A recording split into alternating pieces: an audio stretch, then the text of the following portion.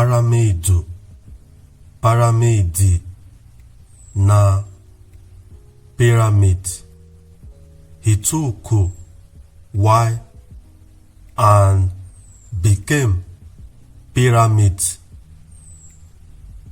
Pa be father, Ra na God, Midu, Midi be middle.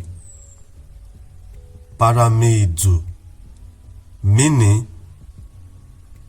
the middle, son, God, father, at the center block of the wado,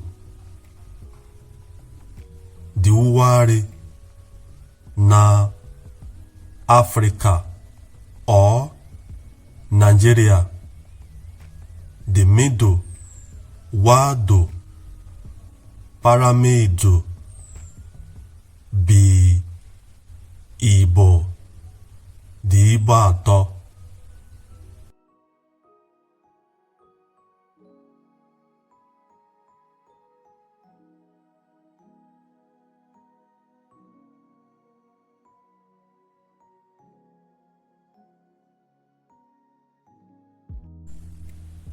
The Igbo Paramidu were done during the period 38,000 BK through 8,000 BK ta 1700 BK